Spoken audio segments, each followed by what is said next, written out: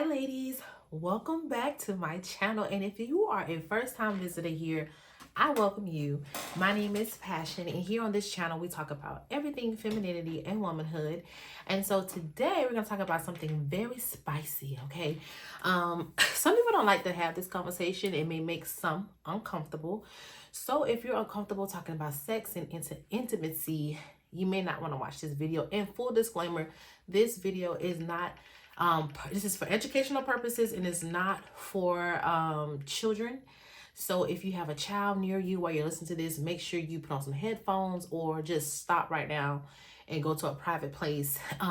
Yeah, so this is only meant for you for educational purposes.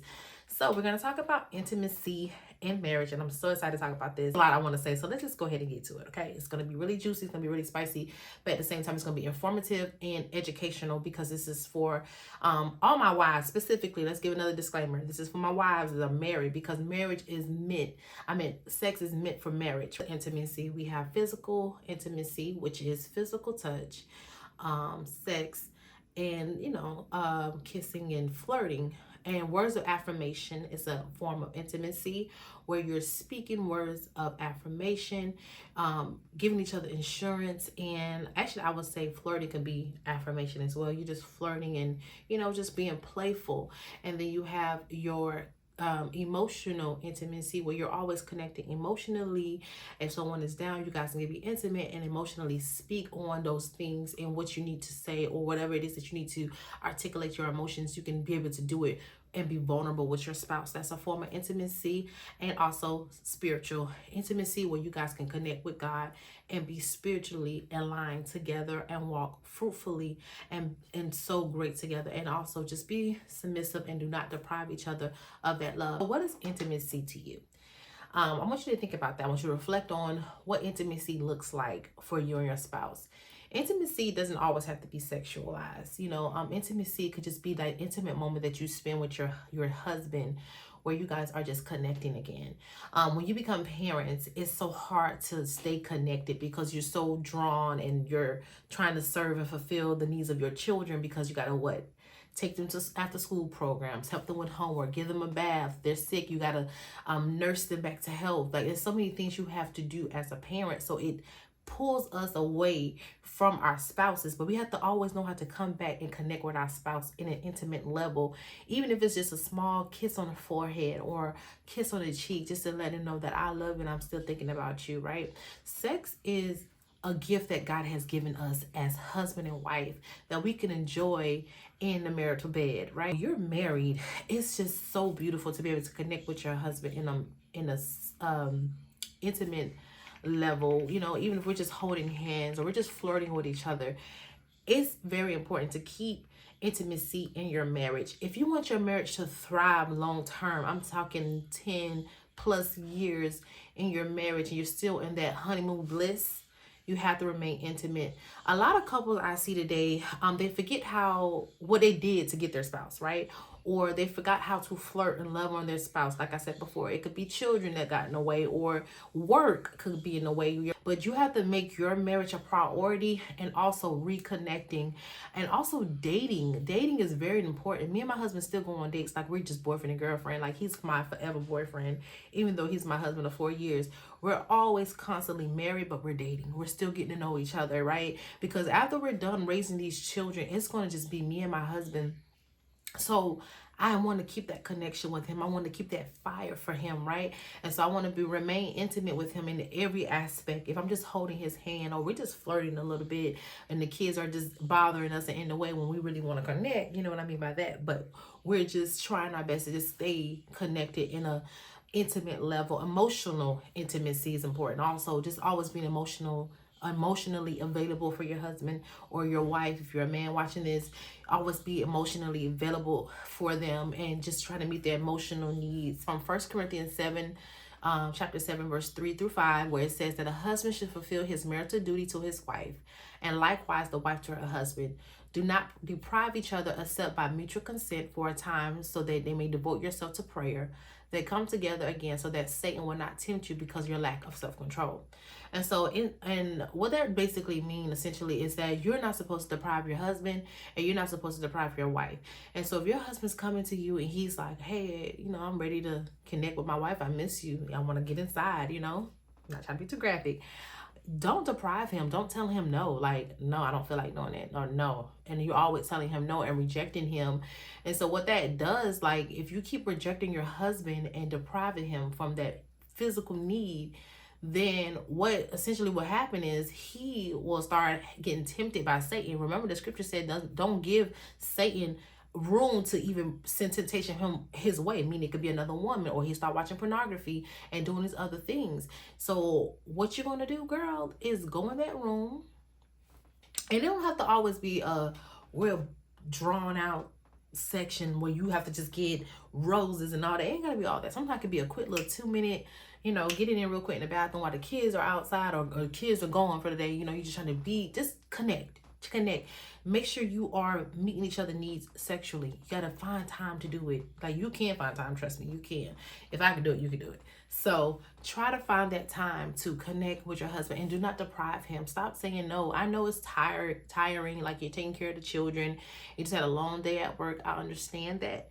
But remember the importance of your marital bed, right? The marital bed cannot be defiled. And so we don't want our spouses to look other places or looking at pornography. Now they're going to defile our marital bed because their needs are not being met at home. And so now the temptation has arisen where another woman can have the opportunity to meet the needs that you were supposed to be meeting because you keep telling your husband no. Now, me personally, my husband and I never really, I won't say we never really struggled with intimacy. However, when we first dated in the beginning, I was always adamant about I want to wait while recording for sex until we get married. And so we ended up having some struggles when we got married because he was so used to waiting, and it was just like, all right, we're married now. You could have all of me, right? And God had to heal some things in us also because of broken relationship. And that's why it's important to wait until marriage to even actually have sex. And I don't want to go into that, but I'm kind of getting led to that. But I want to go deep into that. That's going to be a part 2 on why you shouldn't have sex outside of marriage. And I will share my own personal testimony. But I want to talk about now. God has restored my husband and I. And y'all, we are on fire for each other. I've been with my husband for 8 years, okay?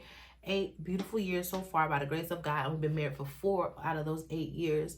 And it has been beautiful. Actually, it has gotten a lot better. Even sex has gotten a lot better. Our communication, that's a form of intimacy, has gotten a lot better.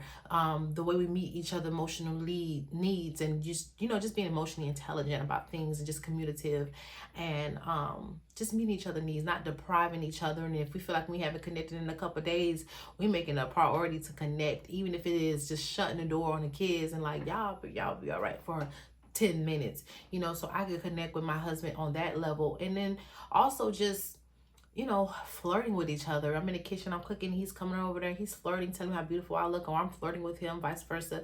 We just always trying to keep love alive, keeping that spark going, and then we also give each other time to miss each other, where we're not connecting and giving us, that thrill, like I miss you now, I need you, or I spend more time outside the house on purpose just to give him more time to miss me. But I'm telling you, it's very important to remain intimate in your marriage. I'm telling you, your marriage will thrive if you guys are meeting each other's emotional and physical needs. Another form of intimacy, which is spiritual intimacy. I don't care what nobody say. There's nothing like a praying man, right? There's nothing like a man that leads his family, the head of his home, right? Leading and providing also. He can provide all this money, but if he ain't giving you Christ, you're missing out. That's a lost cause. And so when a man can meet you in your spiritual needs, it draws you even more into your man, and it makes you want to be even more submissive, right? Submission comes when you really can trust that he can lead you, right? And so it's important that a man is able to lead his woman, because if he can't lead his woman, she's going to have a hard time submitting to his authority. And it's very important for women to always submit to her husband's authority, submission, because your body is not your own, but also submission ain't just sexual, but it's also just submitting in anything he say, not being so argumentative, right? That's a form of intimacy.